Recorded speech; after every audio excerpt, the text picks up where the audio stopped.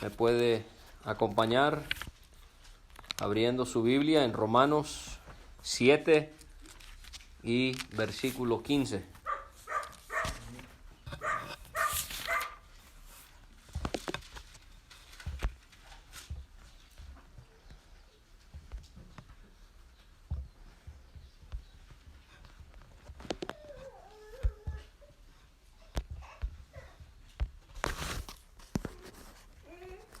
Dice la palabra de Dios en Romanos 7:15: porque lo que hago no lo entiendo, pues no hago lo que quiero, sino lo que aborrezco, eso hago. Y si lo que no quiero, esto hago, apruebo que la ley es buena. De manera que ya no soy yo quien hace aquello, sino el pecado que mora en mí. Y yo sé que en mí, esto es, en mi carne, no mora el bien. Porque el querer el bien está en mí, pero no el hacerlo. Porque no hago el bien que quiero, sino el mal que no quiero, eso hago. Y si hago lo que no quiero, ya no lo hago yo, sino el pecado que mora en mí.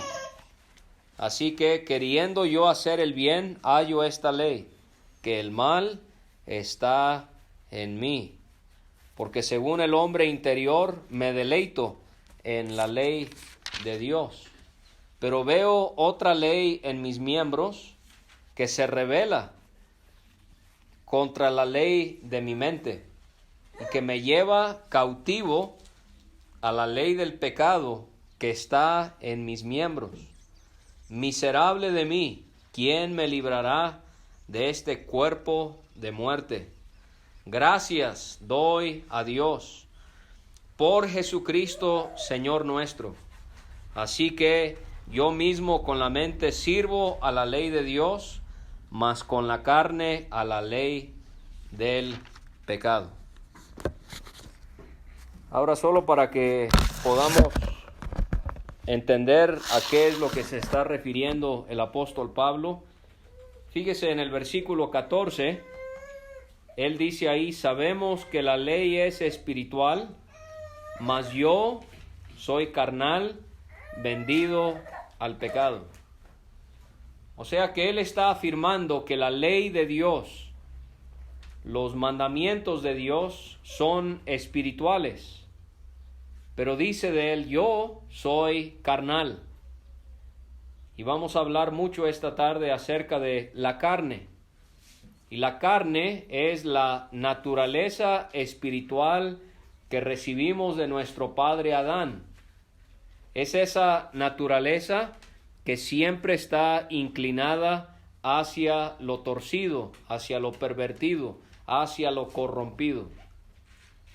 Y vamos a estar viendo cómo en una persona que ya ha aceptado a Cristo Jesús, hay una lucha entre lo que desea la carne y lo que desea el espíritu.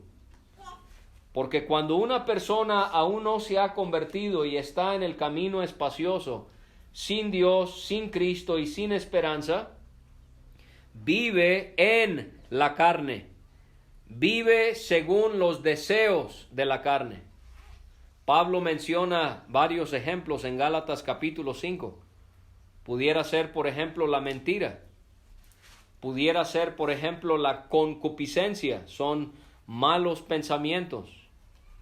Pudiera ser en la manera en la que hablamos. Pudiera ser el robo, la fornicación, la borrachera. Hay distintas obras que le apetecen a la carne, y Pablo nos está haciendo ver cómo es que antes de que una persona, buenas tardes, adelante, cómo es que una persona antes de que se convierte a Dios, antes de que tiene este momento de salvación, esa persona vive según la carne, vive según la carne. Pero cuando nosotros nos arrepentimos y aceptamos que Cristo es nuestro Salvador, ahora viene a nuestra vida una nueva naturaleza. Y esto es provocado por medio del Espíritu Santo. El Espíritu Santo, que es Dios, junto con el Padre y junto con el Hijo, Él viene a nuestro ser y nos hace nuevas criaturas, nos hace nuevas personas. Por eso Jesucristo le dijo a Nicodemo: os es necesario nacer de nuevo. Ese nacimiento de nuevo es el que produce el Espíritu Santo cuando creemos en Cristo. Citábamos las palabras anoche del apóstol Pablo en 2 de Corintios, que el que está en Cristo, nueva criatura es. Las cosas viejas pasaron, he aquí todas son hechas nuevas. Pablo también, pero en Tito capítulo 3 y versículo 5, él habla de una palabra que es la regeneración. Cómo Dios nos regenera por medio de la obra del Espíritu Santo. Y ahora, cuando una persona ya está en las cosas de Dios, no solamente tiene esa naturaleza pecaminosa que es la carne, pero ahora tiene una nueva naturaleza que le ha dado el Espíritu. ¿Y cuáles son las manifestaciones del Espíritu en nuestra vida? Allí mismo en ese capítulo 5 de Gálatas, Pablo habla del fruto del Espíritu, que son amor, gozo, paz, benignidad, templanza, mansedumbre, y él lista 9 características que se van a ver manifestadas en la vida de una persona que tiene al Espíritu y que camina conforme al Espíritu. Y en estos primeros 14 versículos de Romanos 7, Pablo nos habla acerca de las obligaciones que aún tenemos a la ley. Porque aunque ya no estamos bajo la ley de Moisés, estamos bajo la gracia. Desde que Cristo derramó su sangre, la ley de Moisés quedó abolida, y ahora nosotros, dice Pablo, ya no estáis bajo la ley, sino estamos bajo la gracia. Y por lo tanto nosotros nos regimos bajo un nuevo pacto.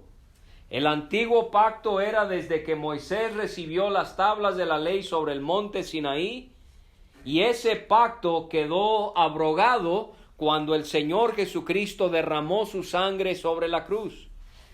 Y la muerte de Jesucristo trajo en efecto un nuevo pacto, el cual nos rige en la actualidad. Eso no quiere decir que ya no leamos el Antiguo Testamento. Ayer, por ejemplo, aludíamos a 2 pasajes del Antiguo Testamento, así que sí hay que leer el Antiguo Testamento, desde Génesis hasta Malaquías, pero tenemos que saber cuándo la Escritura ya no aplica para nosotros en la actualidad. Tenemos que entender cuáles Escrituras sí aplican para nosotros hoy en el tiempo de la gracia. Y él, en los primeros 14 versículos, nos enseña que aunque ya no estamos bajo la ley, aún hay leyes en los mandamientos a los cuales nos tenemos que sujetar.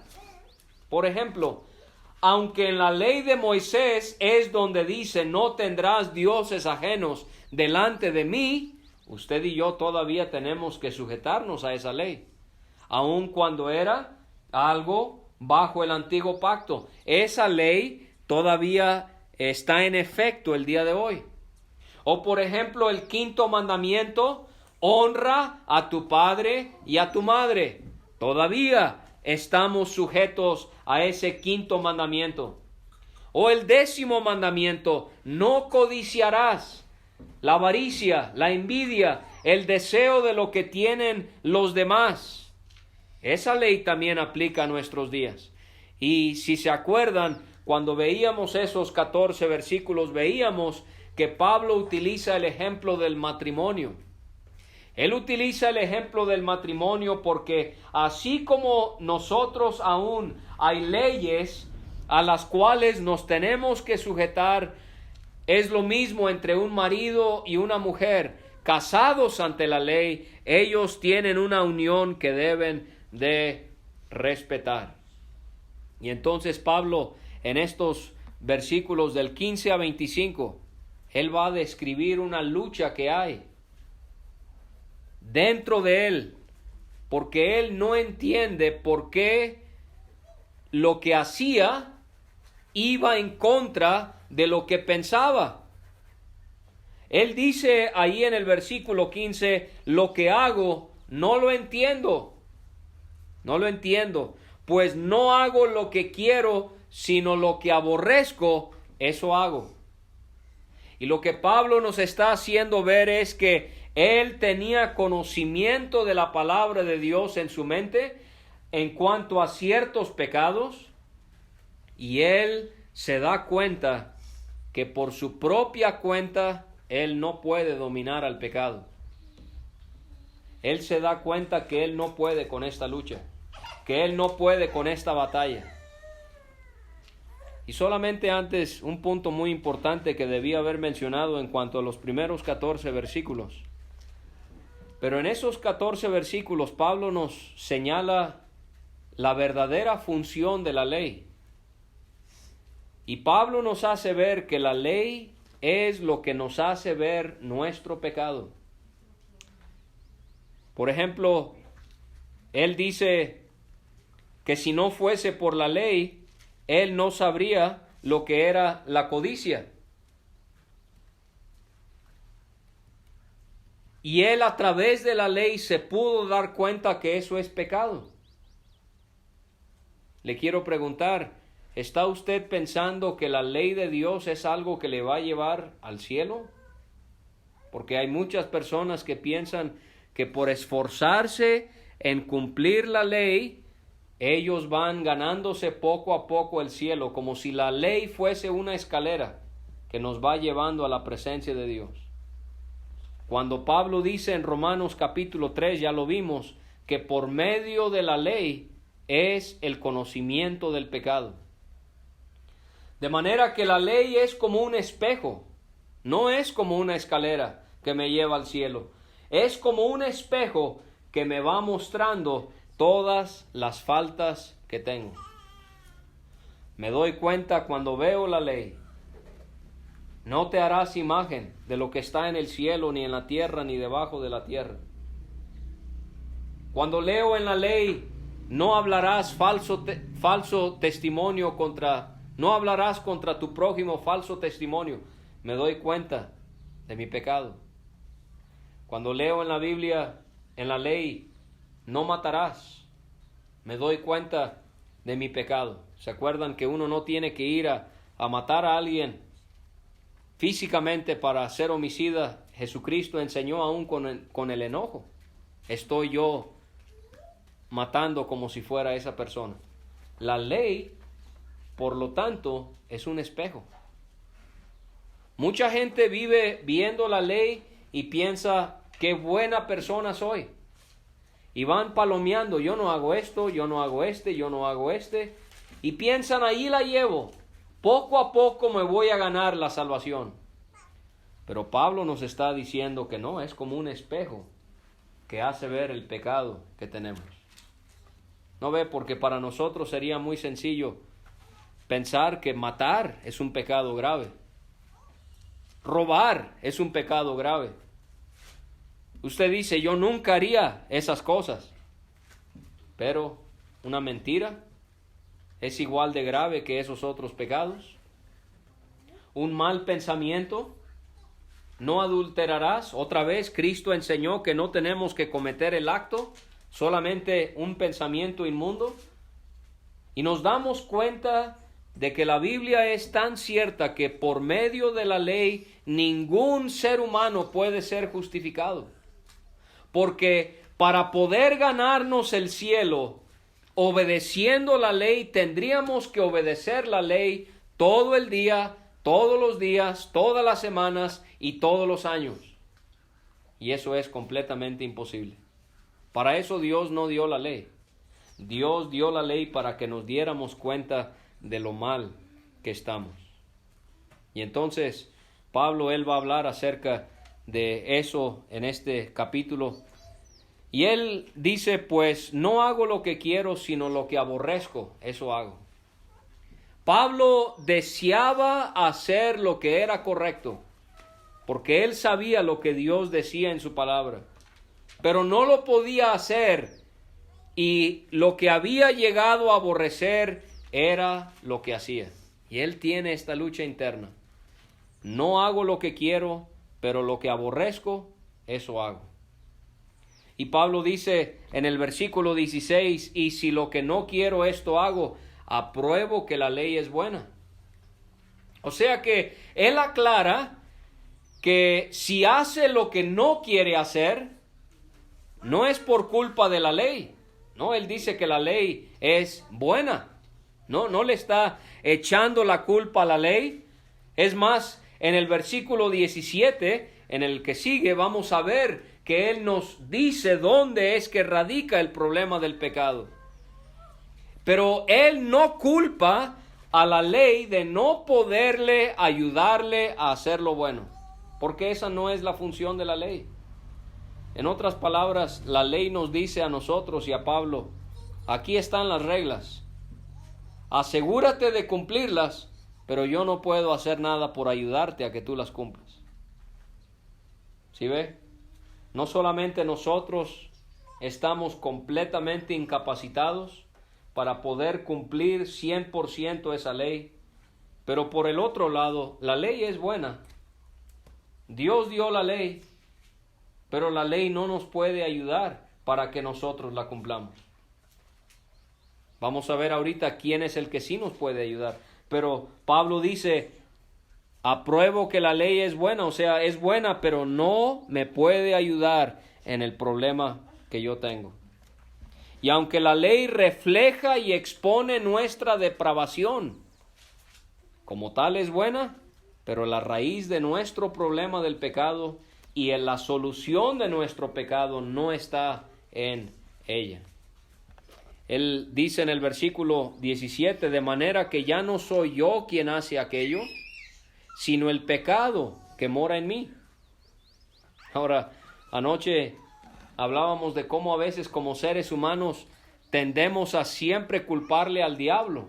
No, es que lo hice porque el diablo, y hice esto porque el diablo. No. Pablo no está evadiendo su responsabilidad. Él no está tratando de quitarse la culpa por seguir cometiendo el pecado. Él más bien está reconociendo que cuando peca es algo que va en contra de la nueva naturaleza y de la nueva creación que Él es en Cristo Jesús. Él dice, yo ya no debería de ser esa persona. Pero cuando peco, ya no soy yo quien hace aquello, sino el pecado que mora en mí. Porque él explica esto en otras palabras, cuando él, por ejemplo, dice en la carta a los Gálatas, se lo voy a leer para que no pierda ahí el texto donde estamos, pero él dice, con Cristo estoy juntamente crucificado, y ya no vivo yo, mas vive Cristo en mí. Y lo que ahora vivo en la carne, lo vivo en la fe del Hijo de Dios, el cual me amó y se entregó a sí mismo por mí. Esa es la experiencia de una persona que verdaderamente ha aceptado a Cristo y ha entrado por esa puerta estrecha. Aún tiene la carne, sí, porque somos seres humanos, porque esa carne no se va a destruir o desaparecer. ¿Hasta cuándo? Bueno, en cualquiera de estos momentos, Dios va a enviar a Jesucristo a las nubes. Y 1 de Corintios 15 y 1 de Tesalonicenses 4 enseña que los que hayamos recibido a Cristo, vamos a ser arrebatados y ser llevados al cielo. Los que hayan muerto habiendo aceptado a Cristo van a resucitar primero. Y los que estemos vivos y hayamos aceptado a Cristo nos llevará vivos de este mundo a su presencia. Primero a las nubes y después iremos a su presencia. ¿Usted se va a ir cuando Cristo venga? ¿O será que usted se va a quedar atrás? Los que se quedan atrás son los que van a tener que sufrir los eventos de la tribulación. Hay 2 versículos que me enseñan que la iglesia no va a pasar por la tribulación. Hay más, pero por lo menos 2 que nos indicarían eso. Pablo en Tesalonicenses nos enseña que Él nos va a salvar de la ira a través de la venida de su Hijo. En Apocalipsis, el Señor Jesucristo le promete a cristianos: yo te salvaré de la hora de la prueba. ¿Cuál es la hora de la prueba? La tribulación. La iglesia no va a estar aquí en la tierra durante la tribulación. La iglesia es raptada antes de la tribulación. Pero no ve, escuchamos cosas o vemos cosas en las redes sociales o en libros que no están fundamentados en la Biblia, y como no leemos la Biblia, a veces nos dejamos engañar. Hace unos años se escuchaban unos ruidos de trompetas en el cielo y la gente decía: esas son las trompetas del Apocalipsis. No pueden ser, porque para que vengan las trompetas que van a ser en la tribulación, ¿qué tiene que pasar? Tiene que ser arrebatada la iglesia. La iglesia aún no ha sido arrebatada. Hoy en día, ¿cuál es el rumor? La vacuna del COVID-19 es la marca de la bestia. No puede ser. No puede ser, porque la bestia, el anticristo, ¿dónde va a aparecer en la tierra? Durante la tribulación. Y lo que da inicio a la tribulación es la venida del Señor Jesucristo. Entonces no se deje engañar. Hay que acomodar la Biblia en orden, poder ver estos eventos para que podamos estar seguros de lo que Dios dice en su palabra. Entonces, si se quiere vacunar o no, esa es su decisión, pero no piense que es la marca de la bestia.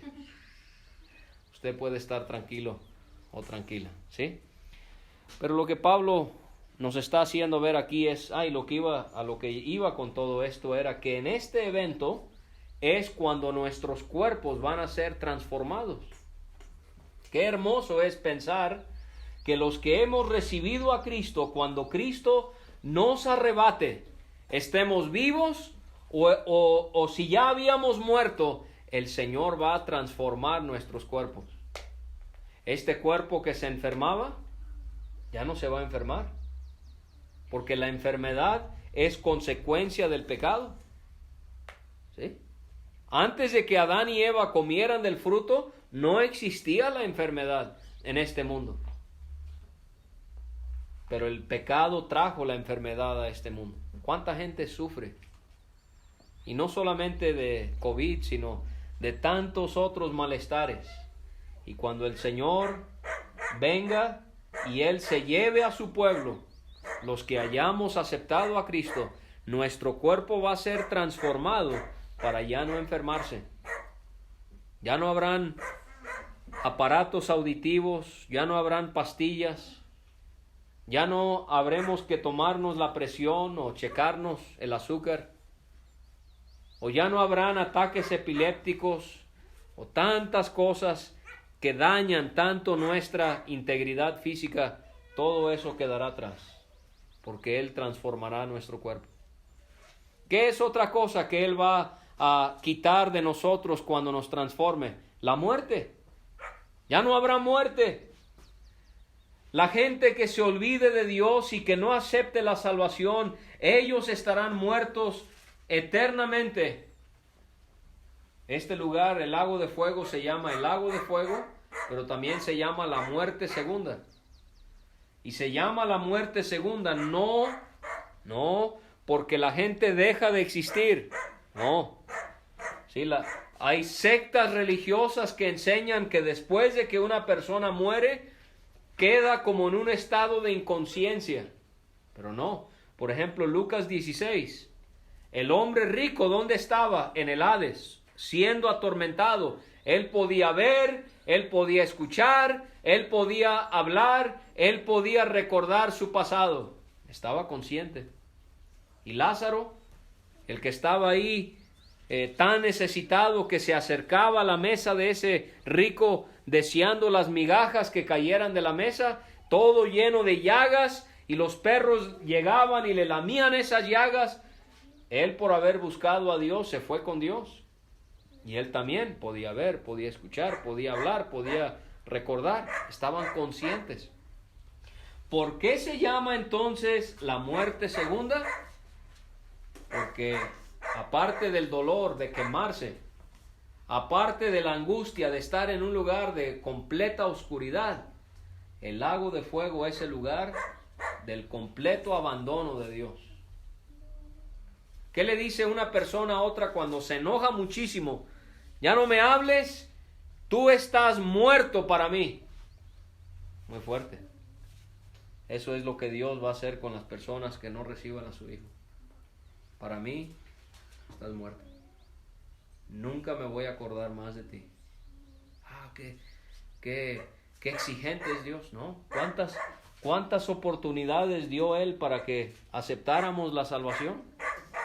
Él, habiendo enviado al Hijo de su amor, y aún así le dijimos que no, y que no, y que no, y mandó una enfermedad a nuestra familia, y aún así no buscamos a Dios, y Él mandó una crisis económica, y aún así le dijimos no a Dios, y Él mandó a personas a que nos hablaran de la palabra, y aún así le dijimos que no. Dios no quiere que ninguno perezca, dice la Biblia. Nadie va a poder llegar al lago de fuego y decir, yo estoy aquí por culpa de Dios. Nadie va a poder, porque Dios le habrá dado oportunidad a toda persona. Pero es el lugar de la segunda muerte, porque Dios se olvidará de las personas aquí. Eso es lo que dice Proverbios. Todos los que se olvidan de Dios, Dios se olvidará de ellos. Así que mejor no rechazar a Cristo, más bien recibirle como su Salvador. Entonces, cuando Cristo venga, la muerte será quitada de nuestros cuerpos. En el cielo no habrá muerte. No hay cementerios en el cielo. No hay muerte. Está el árbol de la vida, que echa fruto, un fruto distinto cada mes.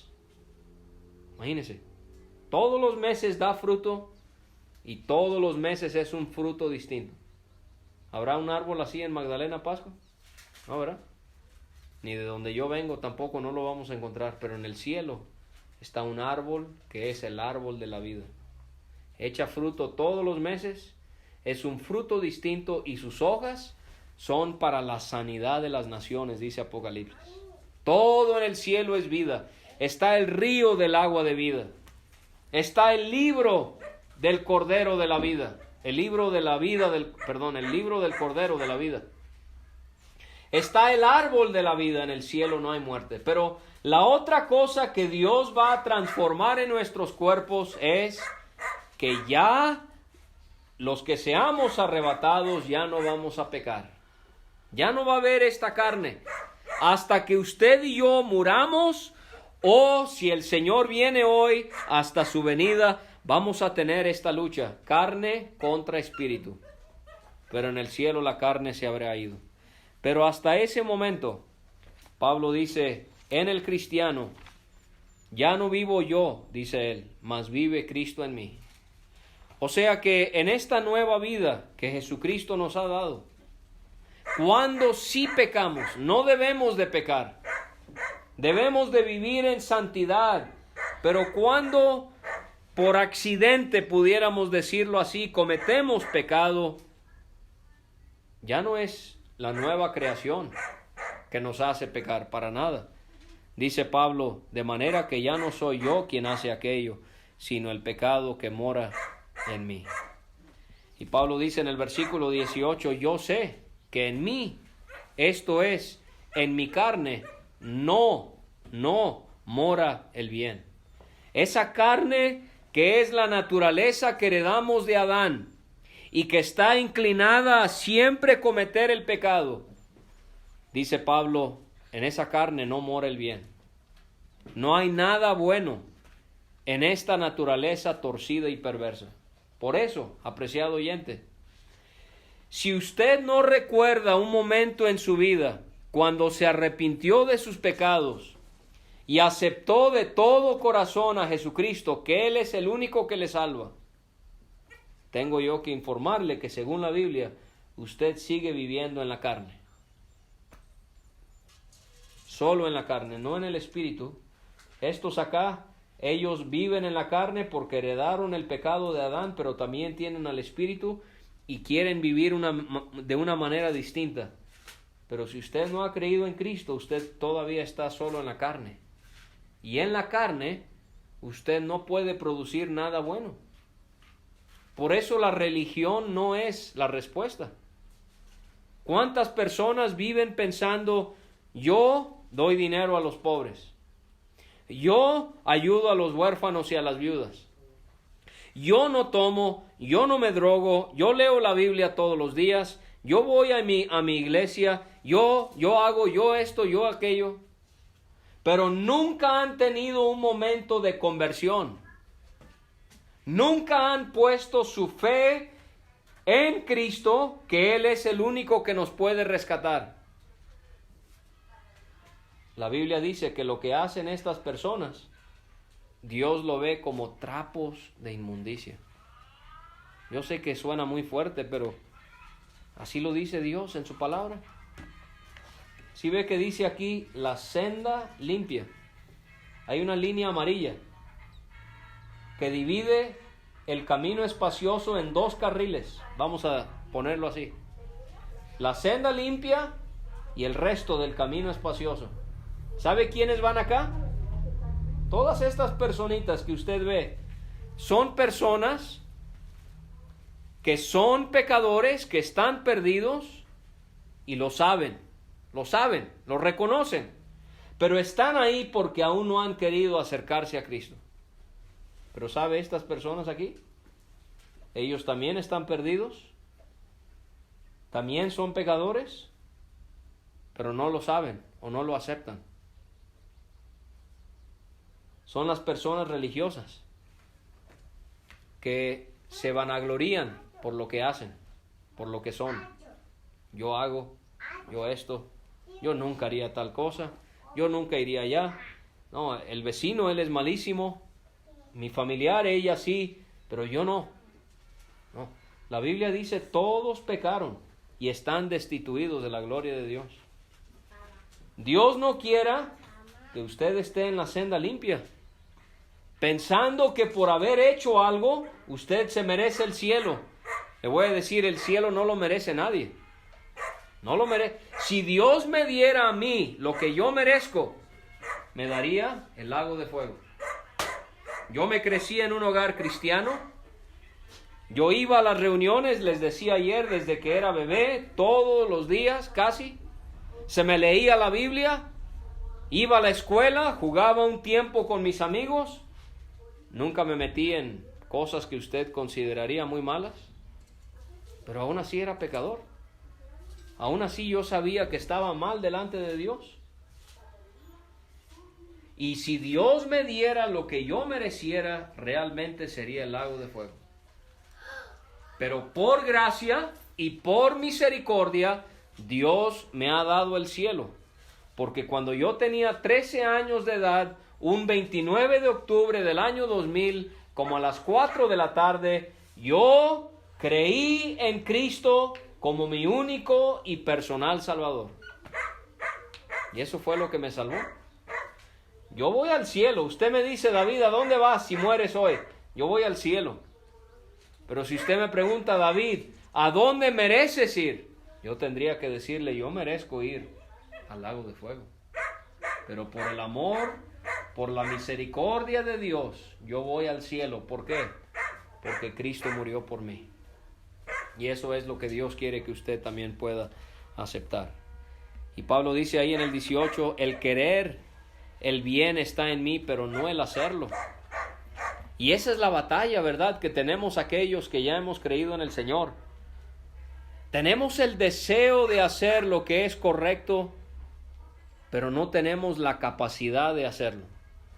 Dice él en el 19, porque no hago el bien que quiero, sino el mal que no quiero, eso hago. Otra vez nos está describiendo esta batalla que tiene todo cristiano de no poder hacer lo bueno que desea realizar y de no poder evitar hacer lo que no debería de hacer, que es el pecado. Yo sé que parece un poco como un trabalenguas, pero Pablo nos está describiendo esta batalla que hay en nuestro ser. Él dice también ahí en Gálatas, cerca de donde ya le leí, porque el deseo de la carne es contra el espíritu, y el del espíritu es contra la carne, y estos se oponen entre sí para que no hagáis lo que quisieres. ¿A poco, si usted ya recibió a Cristo, a poco a veces el espíritu sentimos que nos dice, lee la Biblia? ¿Y qué dice la carne? No, ya estás cansado. No, mejor duérmete. Trabajaste mucho hoy, te ganaste un buen sueño. O como el hermano que estaba tan cansado, se arrodilló a su cama y le dijo, Señor, lo mismo como anoche, amén. ¿Verdad? Porque tenía mucha flojera orar. Oh, la carne dice orar. No. Pero pasar una hora en redes sociales, ni lo sentimos. O pasar 2 horas viendo una serie favorita, ni nos damos cuenta, ¿verdad? En un parpadeo se va ese tiempo.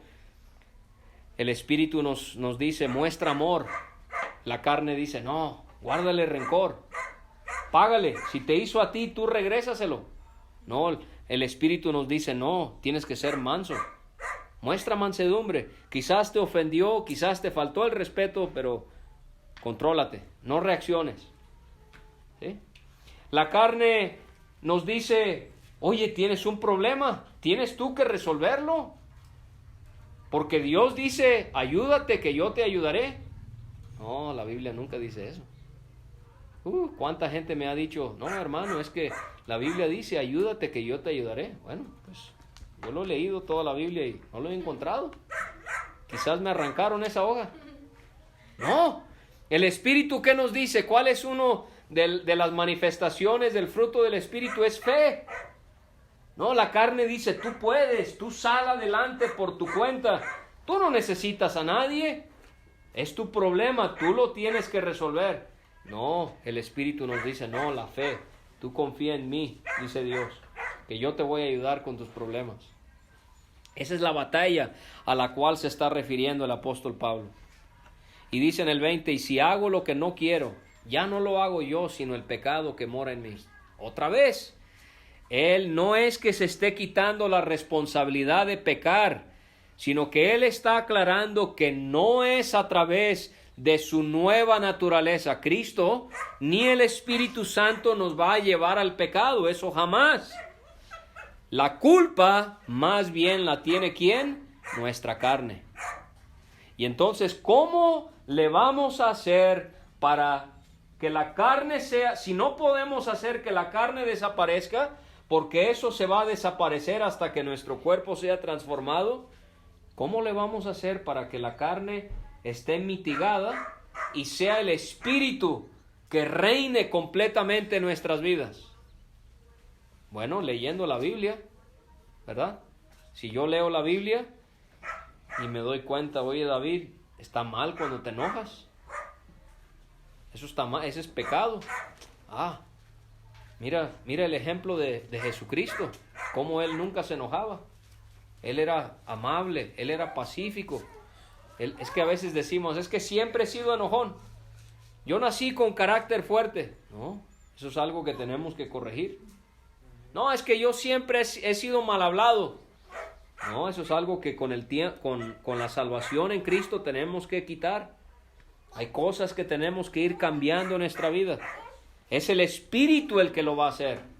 Y la lectura de la Biblia, la oración, congregarse en una iglesia, convivir con otros cristianos, todas estas cosas hacen que el Espíritu pueda dominar más nuestro ser y que la carne no nos domine tanto.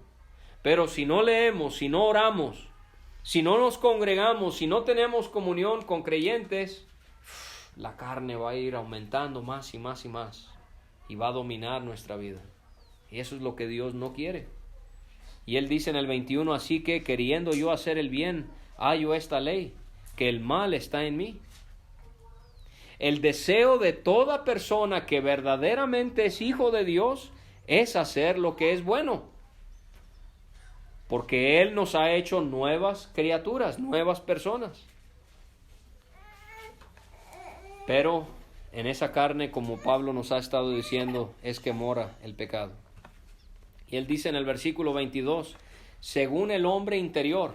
¿Cuál es ese hombre interior? Es esa nueva naturaleza, lo que somos en Cristo. La Biblia nos habla del viejo hombre.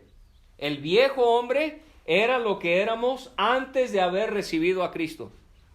Todos esos malos hábitos, todas esas malas costumbres que teníamos, Dios lo llama el viejo hombre. Ese es el viejo hombre. Pero ahora tenemos el hombre interior. Es esa nueva creación que tenemos por medio de Jesucristo. ¿Y qué hace la persona que tiene esa nueva naturaleza? Dice Pablo en el 22, me deleito en la ley de Dios. Me deleito. Nosotros nos deleitamos en la palabra de Dios. ¿Cuándo fue la última vez que me desvelé leyendo la Biblia? Orando, pasando tiempo en esa comunión tan íntima con Dios. Las cosas de este mundo nos llegan a deleitar, pero cuánto más nos debería de deleitar la ley de Dios. El salmo más largo de todos, el Salmo 119, nos habla de ese deleite que deberíamos de tener en la palabra, en la ley de Dios. Dice el salmista, me he gozado en el camino de tus testimonios más que de toda riqueza. Imagínense, el que escribió este salmo es una persona muy rica, pero él dice, yo he disfrutado tu palabra más que toda esa riqueza. Él dice también en ese mismo salmo, y me regocijaré en tus mandamientos, los cuales he amado. O sea que la Biblia, sí, la Biblia es un libro ahí que a veces, de vez en cuando leo y sí, a veces me ayuda. Sí, es un libro muy bonito. No, debe de ser un libro que ame. Debe de ser un libro que tome control de mi mente, de mi espíritu, de mi vida. Que sea algo que yo pueda amar. Dice también ahí, vengan a mí tus misericordias para que viva, porque tu ley es mi delicia. Sí, la Biblia dice que la palabra de Dios es más dulce que la miel. Dice aquí el salmista, tu ley es mi delicia. Dice también aquí en el Salmo, lámpara es a mis pies tu palabra y lumbrera a mi camino. ¿Es la Biblia lo que le guía en su vida? ¿Estamos tomando decisiones conforme a nuestro propio razonamiento, nuestra propia inteligencia? Vamos a fracasar. Pero si usted y yo podemos leer la Biblia y encontrar la guía que nosotros necesitamos, va a ser como una lámpara, va a ser como una lumbrera en nuestro camino. Y por último dice también aquí el Salmo, sumamente pura es tu palabra y la ama tu siervo. Amemos. Hay un himno que dice, ama la Biblia que Dios nos ha dado. Ámela, léala, medite en ella, practíquela y se va a dar cuenta que usted va a vivir una vida verdaderamente plena. Y Pablo dice en el 23, veo otra ley en mis miembros. O sea, tengo una ley que es la obra del Espíritu Santo que hace que nos deleitemos en la ley de Dios. Pero él dice, pero tengo esta otra ley en mis miembros, en mi cuerpo, que se revela contra la ley de mi mente y que me lleva cautivo a la ley del pecado que está en mis miembros. Yo quiero amar la ley, dice Pablo, pero por el otro lado hay algo hay una fuerza, hay una naturaleza en mí que se opone a lo que Dios dice en su palabra, se opone a que yo aprecie y ame la palabra de Dios. Y muchas veces va a ser la oración también la clave. Quizás hay un pecado con el cual usted batalla. Todos tenemos un pecado con el cual quizás es nuestro punto débil. Y cuando usted y yo lo cometamos, ¿sabe qué debemos de hacer? Dice Primera de Juan, si confesamos nuestro pecado, Él es fiel y justo para perdonar nuestros pecados. Entonces, en el momento que cometamos esa mala acción, en silencio, confiéseselo a Dios. Confiéseselo, Señor, yo acabo de molestarme, de airarme, y no quiero hacer eso.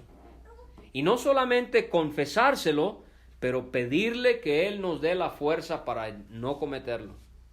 Y usted va a ver que Dios va a contestar su oración. Y si usted lee la Biblia, Efesios 5 nos dice que la Biblia es como agua que nos limpia, que nos purifica. Y vemos a la conclusión a la que llega el apóstol. ¿Cuál es la conclusión de Pablo? Él dice, miserable de mí, miserable de mí. ¿No ve cómo es que el apóstol Pablo, adelante, pásenle. Buenas tardes, bienvenidos. ¿Cómo es que el apóstol Pablo, al hablarnos acerca de esta lucha que él tenía, carne contra espíritu, espíritu contra carne, hacer lo que quiere el pecado, hacer lo que quiere Dios, él dice, miserable de mí? Esta palabra miserable en el griego, en el que fue escrito el Nuevo Testamento, tiene que ver con un cansancio, un agotamiento que viene por el arduo trabajo. Usted trabaja largas horas y se siente cansado. Eso dice Pablo, así me siento yo. Me siento miserable, me siento cansado de esta lucha. Y fíjese, le quiero animar, no es que excusemos el pecado, pero si Pablo sentía estas batallas, ¿qué no nosotros? Entonces, no se deje desanimar por el diablo, porque hay cosas en su vida con las cuales usted batalla, con las cuales usted lucha. Pablo también lo luchaba. Usted puede escuchar la desesperación en sus palabras que hemos leído. Cómo lo que quiero hacer no lo hago, cómo lo que debería de hacer no lo hago. Él habla de esta ley contra esta otra ley, se rebelan en mis miembros.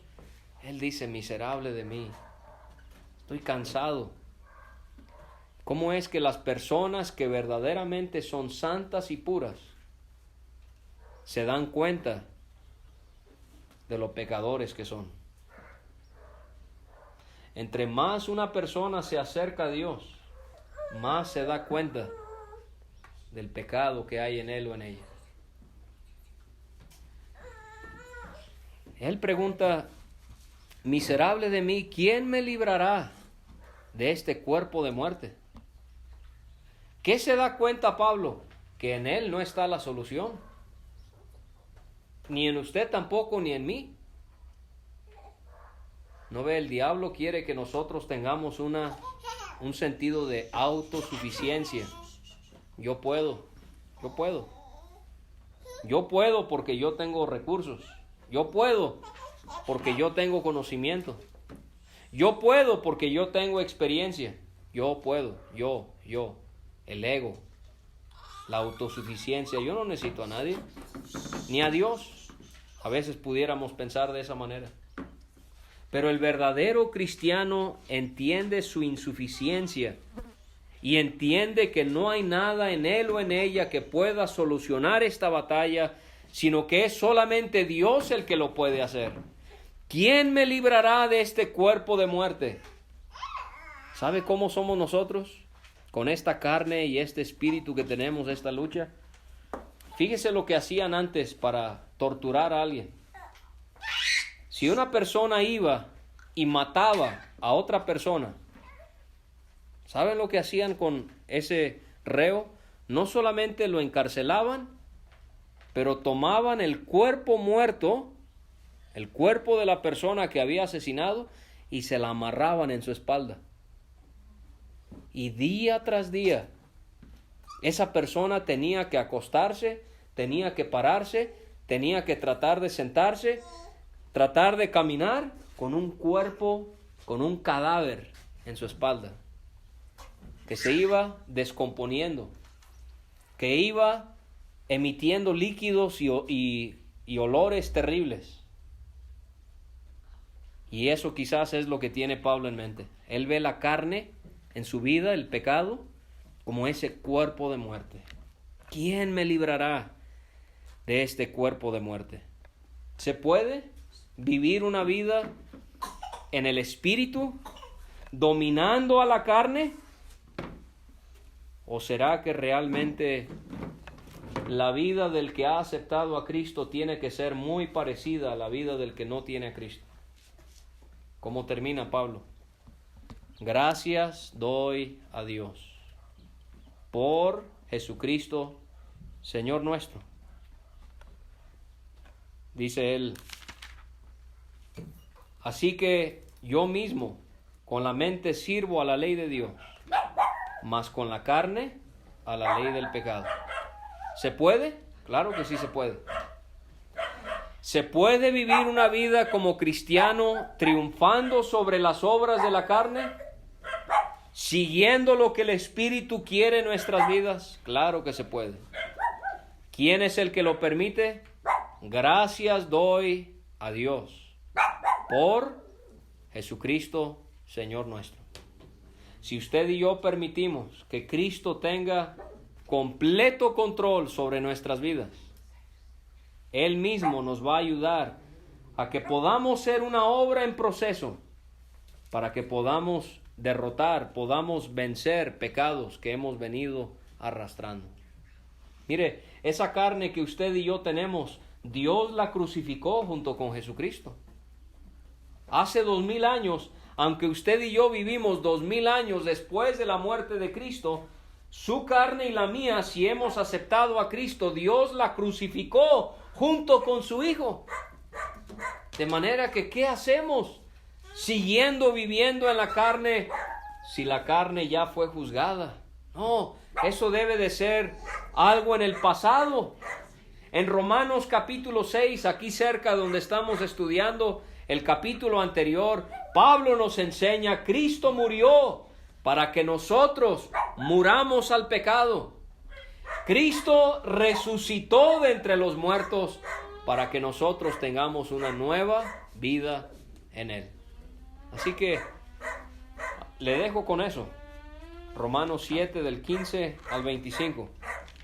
Y deseo que si usted aún vive solo en la carne, porque nunca se ha convertido a Dios, hoy usted pueda tener ese encuentro con Él. Pueda arrepentirse de su pecado y pueda aceptar a Cristo como su único Salvador. En ese instante usted es sellado por el Espíritu Santo. El Espíritu Santo viene a usted y lo hace una nueva persona. Ojalá que lo haga hoy. Y si usted y yo ya hemos aceptado a Cristo, ya andamos por este camino angosto, Dios nos ayude a que nosotros vivamos por el Espíritu y ya no por esas obras de la carne. Vamos a terminar con una oración.